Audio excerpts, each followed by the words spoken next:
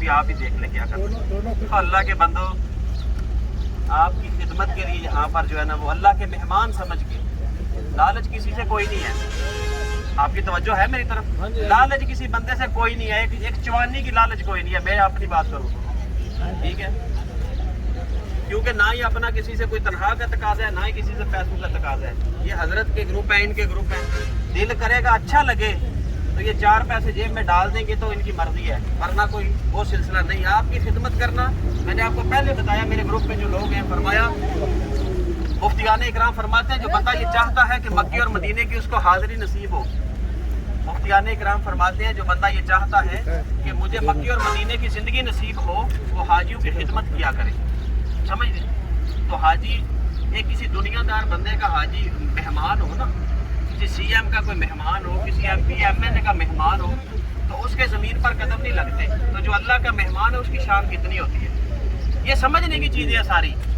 ये बात बताने का मकसद ये है, कोई बंदा ये ना समझे कि हमारे साथ इतना प्यार किया जा रहा है, पता नहीं कोई लालच है। कोई लालच नहीं, अल्लाह के फजल के साथ, ठीक है, अल्लाह की रहमत है, अल्लाह का शुक्र है कि उसने हाजियों की ड्यूटी लगाई है। कोई पता नहीं, यहाँ पर जितने चेहरे खड़े हैं ना, कोई पता नहीं किसकी अल्लाह की बारगाह में कबूलियत ज़्यादा है।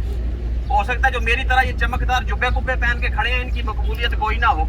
एक मस्कीन आदमी जो खड़ा है उसकी अल्लाह के बारगाह में कितनी कबूलियत है, ये वही बेहतर जानता है, ठीक है।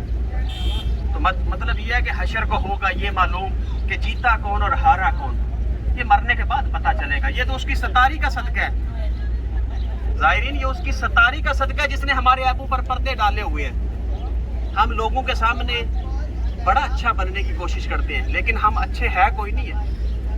झूठ बोलते हुए हम 1 मिनट नहीं लगाते, मुसलमान का हक खाते हुए हम 1 मिनट नहीं लगाते।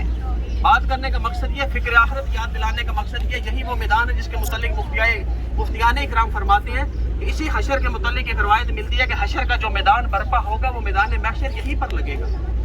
इसको अल्लाह ताला इतनी वुसअत अता करेगा, ये फैलता फैलता सीरिया मुल्क शाम तक फैल जाएगा। वो दिन याद करें जब रब के अर्श के अलावा कोई साया नहीं होगा, नफ्सा नफ्सी का मारे मारे हर एक घूम रहा होगा, रसूलुल्लाह सल्लल्लाहु अलैहि वसल्लम की शिफाअत के अलावा किसी की कोई शिफाअत काम नहीं करेगी। आपकी आंखों के सामने ये जो पहाड़ आपको नजर आ रहा है, इसको जबल रहमा कहते हैं।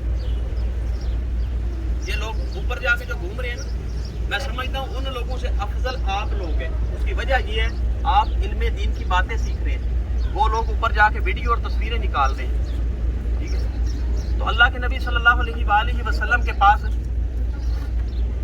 फरिश्ता एक आया, कहने लगा, ए अल्लाह के महबूब, ये जो बंदा आपके पास बैठा हुआ है ना, इसका थोड़ा वक्त बाकी है, इसकी ज़िंदगी ख़त्म हो गई है, इसकी ज़िंदगी ख़त्म हो गई है।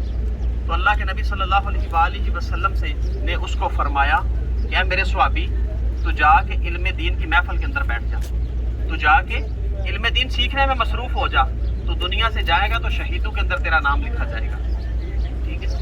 तो यही वो मैदान अरफात है, ये जबल रहमा, इसके करीब जगह का तय्युन कोई नहीं है। जो बंदा आपको ये जगह बताए ना कि यहाँ पर आदम अलैहिस्सलाम की अम्मा हवा से मुलाकात हुई थी, वो बंदा गलत बयानी करता है। किताबों के अंदर जगह कोई नहीं है, लेकिन आदम अलैहिस्सलाम और अम्मा हवा को जब अल्लाह ताला ने जन्नत से ज़मीन पर भेजा था, तो बड़ा मशहूर वाक़या, आदम अलैहिस्सलाम को श्रीलंका के अंदर, अम्मा हवा को जिद्दा के अंदर, जिद्दा अरबी में दादी को कहा जाता है, तो यहाँ पर उतारा गया। दोनों हस्तियाँ एक दूसरे से तकरीबन 4500 किलोमीटर की मुसाफत पर थी। ढूंढते ढूंढते, तलाश करते करते इस मैदान अरफात के अंदर जब पहुंचे, तो यहीं पर 350 साल के बाद पहली मुलाकात हुई थी। कितनी देर के बाद? उर्दू सबको आती है ना, बोल दे, कितने साल के बाद? 350 साल के बाद आदम अलैहिस्सलाम और अम्मा हवा की सबसे पहली मुलाकात जन्नत से आने के बाद यहीं पर हुई। इसीलिए आपको बोला आपने बिछड़ना नहीं है, वरना 350 साल आपको भी ना ढूंढना पड़ जाए, ठीक है। इसलिए कोशिश फरमाए अपने ग्रुप के साथ रहे। अल्लाह का शुक्र है गाड़ी लेट हो गई है ना, एक तरह से सुकून ये मिल गया कि रश कोई नहीं है। सुबह तो इधर बंदा खड़ा भी नहीं हो सकता, इतना रश होता है। अल्लाह का शुक्र है इस वक्त रश नहीं है। अलबत्ता इसी पहाड़ के करीब बताया जाता है जाने आलम सल्लल्लाहु अलैहि वसल्लम ने खुद दुआ फरमाई थी। एक रवायत के अंदर आता है 3 घंटे की, एक रवायत के अंदर आता है 5 घंटे की। अल्लाह के नबी सल्लल्लाहु अलैहि वसल्लम ने इस पहाड़ के दामन में दुआ फरमाई, ठीक है। अभी हम भी इंशाअल्लाह यहाँ पर दुआ होगी, है ना, दुआ करेंगे और उसके बाद अपने रब को राज़ी करेंगे। उसके बाद हमारा अगला सफ़र होगा। चले जी, दुआ करवाएंगे, किसने करवानी है?